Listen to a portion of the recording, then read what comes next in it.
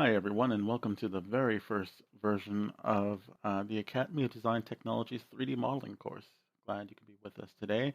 This course will focus on an 8-week intense modeling experience, taking you all the way from the basics of 3D Studio Max, leading you up through prop design to interior-exterior design and character modeling. Uh, First, we're going to take our, for the first few steps, we're going to look around 3D Studio Max because that's definitely going to be the most important thing for you guys to learn. And some of you are more familiar with Max, some of you are less familiar, but we're going to separate this out into sections to make sure that we're comfy working with the entire studio. So, when you open up 3D Studio Max, the first thing you'll normally have is a prompt that either says Classic or Design. I'd like you to click on Classic, and then when it asks you for what type of scene to open up, if it didn't default to this, just click on Start New Scene. It will load up, and what you'll see is 4 boxes with grids in them, top bar, left bar, bottom bar, and right bar. Now, we're going to start breaking these bars down into sections. So what we have here at the very top of 3D Studio Max is what's called the toolbar. Now, most programs have a toolbar, of course. 3D Studio Max has an icon at the very top left, which you'll see that normally says 3 Max. If you open up version 2017, that's what the icon will be. If you open up 2016, it will still be an icon here. If you click on that, that's where we have our basic functions of our program, where we can open up a new scene, we can reset 3D Studio Max, we can open files, we can save, we can import, export, that kind of thing. So not really too crazy, just basic functionality. Now we, just like other programs have, we have the edit, which has undo, our redos, our deletes, move, and some of our tools. We have also tools, which are basically these windows here that we have are part of those toolbars and these tools right here that we have access to. And if we can go down the list, and you can see that most of them are labeled exactly what the parameters are inside. For instance, animation obviously has to do with more of the animation. Modifiers have to do more with modeling, and I'll teach you more about modifiers later. Graph editors, rendering, etc., etc. So what we're focusing on at first, though, is just remembering the name toolbar. Anything at the top here is either called a toolbar, and right below that is the hotbar. The hotbar has all basically some of the basic shortcut keys for 3 Studio Max that are most commonly used. We're going to learn some special hotkeys instead of using the hotbar here, because if we learn the hotkeys, you'll find you'll save a ton of time in 3D Studio Max. Instead of having to click and move your mouse constantly back and forth, learning the keys will make it a much easier experience. Right below that, we have what's called the graphite bar. Now, this is a new addition to 3D Studio Max 2015, 16, and 17. The graphite bar, if you look and I click through it, right now it doesn't have too many options. But if you hover above here, you'll have several different options. I don't really recommend using the graphite bar at first, especially when you're learning. So for now, I would just ignore that completely and just remember the toolbar right here and the hot bar right underneath. So that's 1, toolbar, 2, hotbar. And I'll write these notes for you. They will be available as a download as well. So don't feel like you need to remember these offhand already. So after number 1, the toolbar, number 2, the hotbar, we have number 3, and this is the Scene and Layer Manager. It's on the left-hand side of your screen right here. Now this is a new addition to Max 2017. Max and Max 2016, I believe 2015 did not have this or any version before that. And what this is just makes it easier for you to manage your scenes. You'll notice that, and don't worry about me playing around right now, but if I create boxes, you're going to see that these boxes are now in our Scene and Layer Manager. So this will just tell us what's in our scene. Now, if you look down at the very bottom of the Scene and Layer Manager, you're going to see that we can sort by hierarchy, and we can sort by layer. So 3D Studio Max will automatically create a layer for the base objects you'll create. Right now we're on 0, which is the default layer, and anything we create will be in layer 0. We can create new layers eventually that we can contain objects. So if we had 2 objects, let's say the body of a character, we can put that all in one layer. And if we had another layer for the head, we can put all the objects in there. It works very much like Photoshop, but with 3D objects rather than 2D images. So creating new layers and stuff, we're going to go through all of that eventually. But I just want you to be aware that this is the Scene and Layer Manager. So right now, we have the layer button active. So right now we see a layer and all our objects. If we go to the other mode, this is sort by hierarchy. So this is Basically everything in the scene is going to be in this list, and it won't be on top of anything. There's no layers in this list. It just shows objects, but it will show objects that are grouped together or linked together with little arrows beside each other that show you which ones are linked to which other ones. So, for instance, if you had a skeleton of a character, you would see little arrows pointing from one box to the second box, indicating that one box is following another box, um, etc., etc. But for now, I usually like to keep in sort by layer. Makes it a little easier for you to see what's in your scene, and you also have the frozen icons here, which you can freeze objects. I'm just teaching you the basics of what you're seeing in here, just so you get a good idea of when we play around, what you're going to be playing around with. So just to reiterate one more time, number one, we have the toolbar. Number two, we have the hotbar. And number three, we have the scene and layer manager, which is this entire box here. And at the very bottom, we have two icons, sort by layer and sort by hierarchy. And you can choose whatever works best for you. I recommend working by layer. Just makes it a little bit easier for you to control. And other than that, there's not really too much we need to mess around with the scene layer manager at this time. There will be an expanded video on this, so don't worry about it too much right now. So 1, toolbar. 2, hotbar. 3, scene and layer manager. Now number 4, we have at the very bottom here, is what we call the timeline and track bar. So the timeline and track bar here is basically used for animation purposes. If you left click on this little bar that says 0 to 100 to start with, left click and hold, so left click hold and drag it, you'll notice we can move through our timeline. So this works like frames in a movie. For instance, if we're at frame 10 here, that's 10 frames of a movie. And if we go to 24, if we go to 30, if we go to 40, etc., etc. Normally you want to keep it on frame 0 unless you are animating. But just to be aware that this is the timeline and track bar, and this little icon right here will open the curve editor. So when we get into animation, it will open up a whole new editor for you to play around with. A couple of things to note. At the very bottom of the timeline and track bar, there is a little uh, icon here, which looks like a little lock, and it's called Selection Lock Toggle. Normally, if you have an object selected in your 3D Studio Max scene, you can actually click spacebar by accident, and a lot of people do this, and that goes yellow. You'll notice the lock is now yellow. That means we can't select anything else in our scene or do anything else in our scene unless it has to do with this object here. All you have to do is click spacebar again to get out of that mode, and you'll be able to play around in your scene again. This is a very common mistake amongst people playing around trying to use hotkeys, is pushing spacebar, because in Maya, spacebar activates a whole new submenu. Just be aware in 3D Studio Max, it actually locks your scene. Okay, so 1, toolbar. 2, hotbar. 3, your scene and layer manager. And 4, your timeline track bar. And right here we have isolate selection, lock toggle, which is your space bar. So don't worry if you ever freak out and your max is locked for any reason, just hit space bar again, because chances are it's locked and it's highlighted yellow here. You're going to see some numbers here too in X, Y, and Z. This will tell us the last position of your mouse cursor. And if you're modifying an object, it'll actually tell you the parameters of that. So don't be scared that numbers are being created. For instance, you'll see I'm about to create a box here.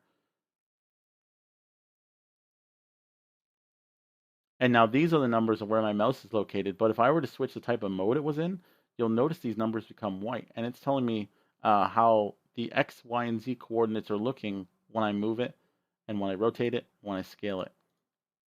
So don't be afraid of these numbers here. The grid size is 10 units big. That's how much it thinks the grid should be, so that's fine. And these are your play, rewind, and fast forward tools. Don't worry about them too much at the moment. We're going to take a look at a little bit of animation later on in the course. But for right now, just be aware that the timeline track bar is mainly used for animation purposes. For modeling purposes, we don't really need to worry about it too much at the moment. So we have toolbar, hotbar, scene layer manager, the timeline and track bar right here, and you got your play tools and stuff. At the very bottom right here, this isn't a new menu to access. These are just camera tools. If you click on one of them, you're going to notice it turns blue, and a circle just appeared in my object because I clicked the orbit camera, orbit subject object camera. And now if I move here, we can modify the camera. I will teach you some shortcut keys though to make this a little bit easier on you in just a moment.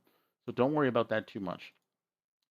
So remember toolbar, hotbar, scene and layer manager, timeline and track bar, some of your camera tools here in hotbar. This is number 1, 2, 3, 4, and 5. We have our command panel or control panel. We'll call it command panel from now on, make it a little bit easier on you. So in the command panel, this is where everything in 3D Studio Max is, and usually it's worded by name to make it a little bit easier for you. If you hover your left mouse button above anything, it will tell you exactly what it is. So right now I hover my mouse button above the plus sign, I know we're in the create panel in our command panel. And if I hover above here, you'll see I'm in the geometry menu of the create panel. And then we have all our parameters and options for whatever panel we're working in and whatever menu we're in. If you highlight above the other options, you'll notice that we have modify, hierarchy, motion, display, utilities. And if you highlight above these here, these submenus, you'll see they also have names, and they also represent a whole bunch of different places inside 3D Studio Max as well. So don't be afraid to click around and try and play around with a few of them right now. In number 5, which is our command panel. So that's our toolbar, our hotbar, our layer and scene manager, our timeline and track bar, our submenu for camera controls, and we have our command panel here. Last but not least, and probably most important in 3D Studio Max, is we have our viewports. These big 4 viewports right here represent different camera views of how we look at our scene that we can alter, change, move around, and rotate in to see our 3D objects. Normally, when you default in 3D Studio Max, we have our top view, we have our front view, we have our left view, and we have our perspective view. These allow us to see our 3D scene in a whole bunch of different ways. So, here are a couple of camera controls that will help you work through the viewports. In the top left of every viewport, you're going to see there's normally a plus sign, the camera type, the quality type, and how it's rendering your scene. Once again, it's going to be a plus sign that has some settings. It's going to have our camera type. It's going to have the quality of the camera, and it's going to have what the camera is rendering. If we click on our plus sign, you're going to see that we have several options for what we can do in our viewport. We have maximize viewport, active viewport, disable viewport, show grids, a view cube, steering wheels, X view, etc., etc. Now, there's only 2 things I really need you to remember right now when it comes to playing around the viewport, and that's, if we click the plus sign here, is maximize viewport and show grid.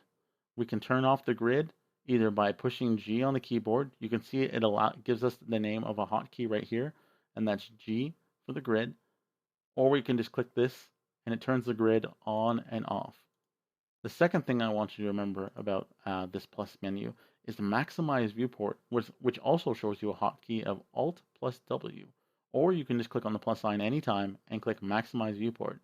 You're going to see now we have an easier way to alter and play around in our scene.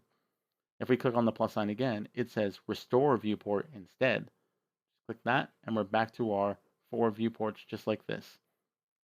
So pretty simple enough. In the plus menu, try and remember maximize viewport, which is Alt W, and show grids, which is G. And don't worry, I will write down these hotkeys for you. You will have a list to accompany this video so that you will remember those. The second thing we're going to look at is the perspective. This is and you'll notice that it's actually different in every one of these viewports. One says top, one says front, one says left, one says perspective. If we click on perspective, we actually see that we actually have access to all kinds of cameras and lights. Now, these only access cameras and lights that currently exist in our scene. Currently, if I click on cameras or lights, nothing pops up because there are no camera and lights in my scene. If there were, this would actually look at the angle that camera and light are pointing at my scene. So if I had a light come down from the ceiling, this would actually look down from that light source. But below camera and light, we see we have perspective, which in this view is checkmarked because this is the view we're currently in, which is great. It also has hotkeys on the right-hand side, so you're able to change the view type with P, U, T, B, F, and L, and we can go through these in perspective, orthographic, top, bottom, front, back, left, right. I would recommend to always try and stay in perspective if you're going to look around objects. If you're modeling, keep the rest in usually top, front, left, right, or back. those will be your best to play around with. Normally, it's always good to have one perspective view just to rotate around your model and make sure everything looks good. Um, if you're in orthographic mode for any reason, and one easy way to get in orthographic mode is by rotating a viewpoint like these, like top, front, left, right, back, what are called orthographic views. If you rotate, they'll go into orthographic mode, and normally that's a very bad camera perspective to work in. You're going to find it pretty difficult. Just hit P on your keyboard for perspective. It'll take you into perspective mode and be a lot easier to work in. You can also save your active perspective view, which if I save this view like this, if I move the camera for any reason, I can always restore active perspective view. That's all I would worry about too much right now. The other options are just kind of extras for more rendering purposes, but for right now we're going to focus on mainly the modeling part. So when it comes to clicking on the camera type control, just remember these top parts here.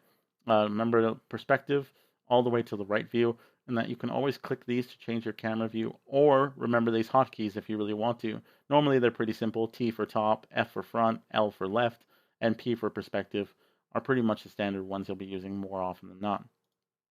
So we went through the plus sign. We remember maximize viewport is Alt W.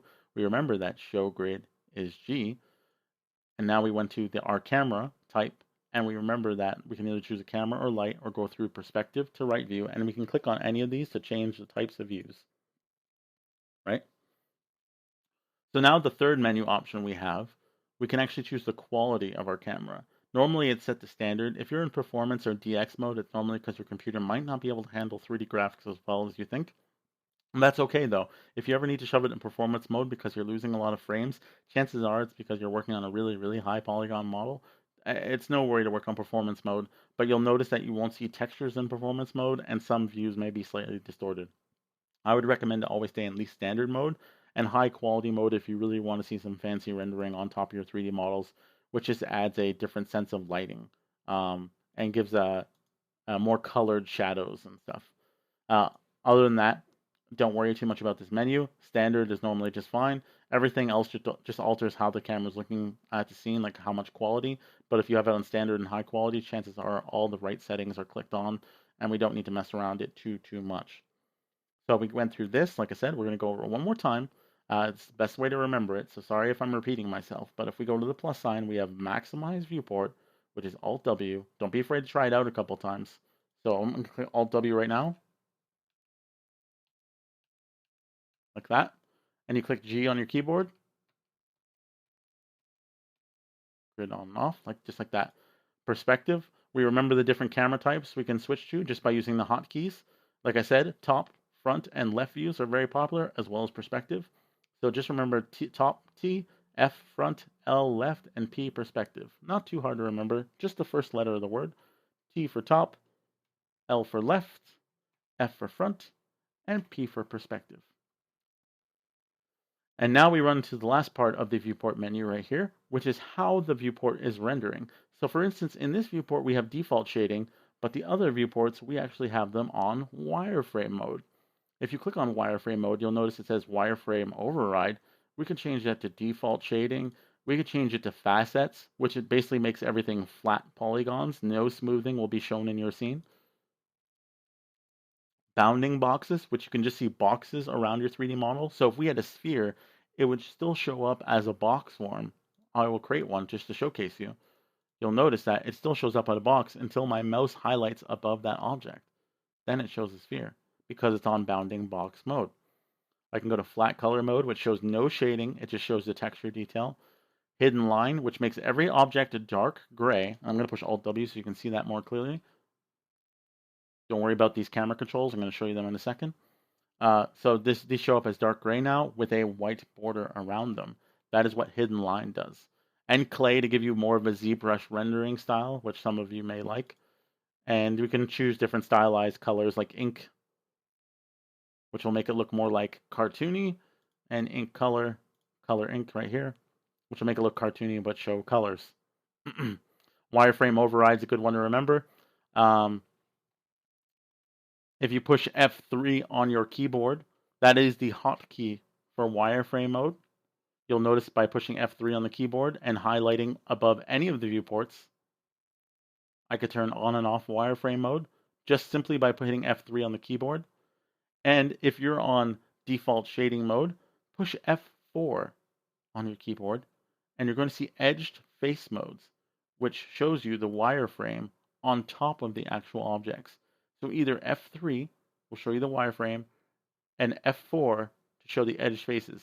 Those are both really important views when it comes to 3D modeling, and I recommend it. It's just F3 and F4 on the keyboard, and you're going to notice that it's going to speed up the way you look at cameras very fast.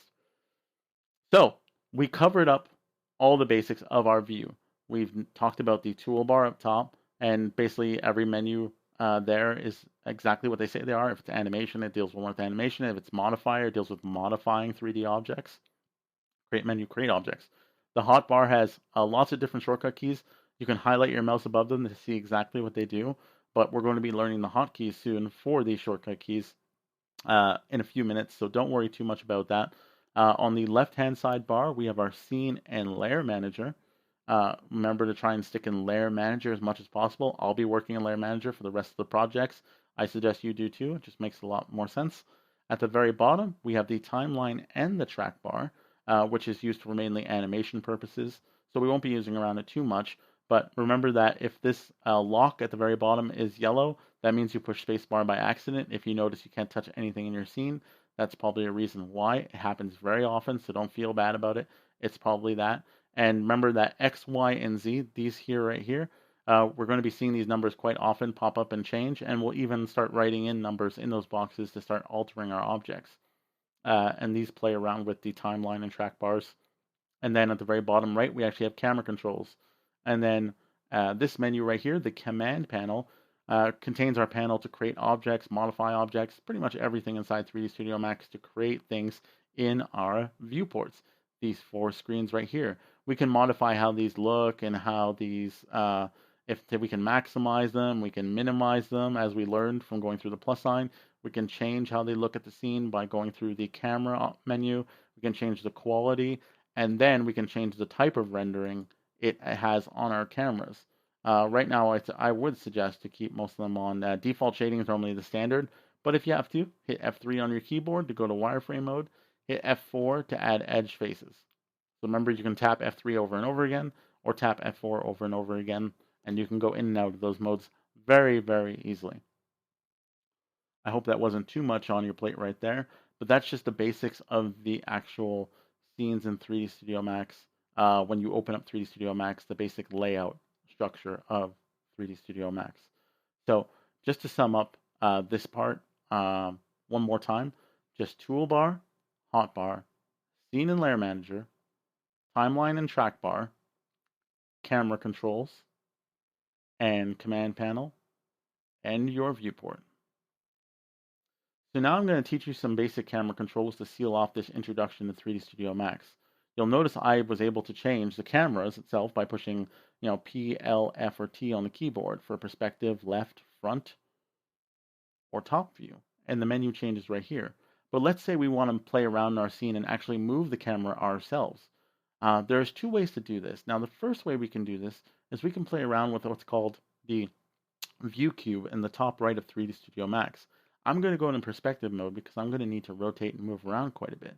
If I highlight my mouse above the view cube in this top corner, I can left click and hold on the cube itself to rotate the camera in the scene. I'm going to left click and hold right now and watch what happens.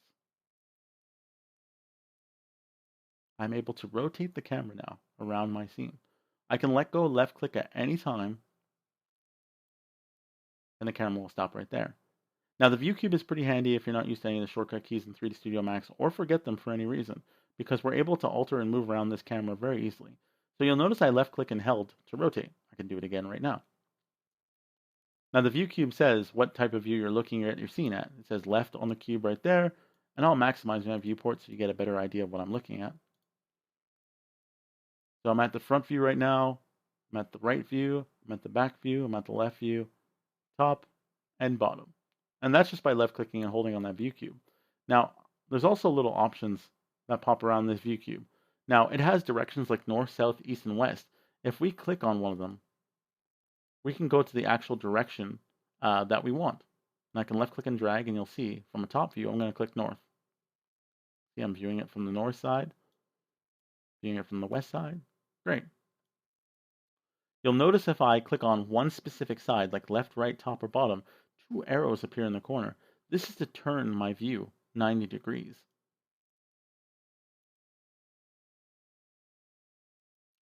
This is to go back to the home view. It looks like a tiny, tiny little house. If we move and rotate around my scene using the view cube, if I click home, it always takes us home. And this little button right here will open the menu to show you different perspective views that you can go into. We can go to perspective with orthographic faces, orthographic, set current view as home, set current view as front, or reset the entire front view. Now, I recommend not playing around this menu too much. Perspective is exactly where we want to be for the most part, so don't worry about this too much. Just worry about the view cube and left clicking and holding to rotate around your scene. But I'm going to teach you the better way to move around your scene, and that only contains basically two keys, the middle mouse button and the Alt key. So what I want you to do is to go into a perspective view. So click P on your keyboard on any of these scenes. It doesn't matter if you already have a perspective view and want to work in this one, that's okay. But if you want to change another one to a perspective view, feel free. I'm going to change all my views to perspective. Whatever your perspective view is, I want you to hit Alt and W while hovering above that viewport to maximize it. Perfect. Now I want you to move your mouse around with the middle mouse button. So just take the middle mouse button, push it in, and move it around. So this just is your middle mouse button, move it around, and you'll see you're panning around your scene. All it is pushing down the middle mouse button. It'll turn into a little hand, and then move your mouse. You'll be panning around your scene. Now, this doesn't just work for the perspective view. It actually works for your left, front, top, or perspective views as well. I'm in my left view right now, pushing down the middle mouse button. I'm panning the camera. Front view, same thing. Top view, same thing. Perspective, same thing. So if we do that, then we can pan around our camera. Now, obviously, panning around the camera is not the only thing we need to learn how to do. We need to learn how to rotate our camera and to zoom in. The easiest way to zoom in your camera is to use your middle mouse wheel and scroll in and scroll out. So I'm going to pan my camera. I'm going to try and focus on this box. Wherever your mouse is inside your viewport, when you use the scroll wheel in and out, it will focus on where your mouse is. So if I want to focus on this box, I just simply move my mouse and it's hovering above the box. I didn't have to click anything. Now I'm going to scroll wheel in. And now I'm going to scroll wheel out. But if I want to focus on this empty space over here for any reason, then I will just scroll wheel in here and scroll wheel out there. Now you're going to notice that as I was playing around with that, my viewport might become a little messed up, and I might not know exactly where I'm going. Now this is when we learn a shortcut key called Z key. This is called Zoom All Extents, or Focus key. If I have no object selected in my scene and push Z, it will focus on the middle point of my scene. If I have objects in my scene, it will focus on any of the objects that are currently in my scene. If I have an object clicked, for instance, I will click on this box right here, and it has a blue border to indicate that it is now the active object of my scene, and I click Z. It will focus in on that object. I unclick that object, there's no blue border, no name, no color, and now it focuses on the entire thing. So we learned how to pan, we learned how to zoom, now we need to learn how to rotate. We can often use the view cube here, of course. But we want to learn how to do it with hotkeys. So I showed you that the middle mouse button, pushed in, and then you move it around, does the panning. Zoom in, zoom out with the scroll wheel. Now if you hold the Alt key on your keyboard and then push down your middle mouse button and move your mouse, that's the rotate tool. So give it a try. Hold the Alt key on your keyboard and then push down your middle mouse button and move it around. You'll be able to rotate through your scene. Now practice doing all three together. This is going to be really important when it comes to modeling. So I want to make sure you practice this a lot. So remember, middle mouse button to pan around, Alt middle mouse button to rotate, scroll wheel to zoom in and zoom out, and Z to focus on the middle part of your scene. So if I had nothing in my scene, just like you do, most likely, unless you created some boxes with me. You're going to notice it focuses into the middle point of the grid. And if I hold Alt and the middle mouse button, that's where it focuses all its energy, right into the middle point of the grid. I zoom in, I zoom out. Wherever my mouse is pointing, that's where the zoom in and zoom out goes. Hold the Alt middle mouse button and rotate, and just hold the middle mouse button itself to pan the camera around. I will write down all these hotkeys for you, so don't worry so much about that either. So that is our first half an hour introduction to 3D Studio Max. Our toolbar, our hotbar, our scene and layer manager, timeline and track bar. Our camera controls are right down here. So all the camera controls we learned how to use with the Alt middle mouse button and Z key, they're actually all here as well. You'll see I have a zoom key. If I left click on it, it turns blue, which means it's active in 3D Studio Max. And I can zoom in and zoom out, and it actually shows me the point of where it's zooming in and zooming out. I would recommend, though, relying on the shortcut keys of Alt and middle mouse button, as they'll save you a lot of time. Moving your mouse back and forth from modeling is constant work, and finding the positions you are working in is just a chore and takes too much time. If you master these hotkeys of just playing around with the camera and using the middle mouse button, Alt middle mouse button, scroll wheel, and the Z key, you'll be able to master and play around with the camera at any time using any scene, especially when we start building objects and characters to make it really easy on yourself. Prepare for part 2 of the tutorial, which is coming up next.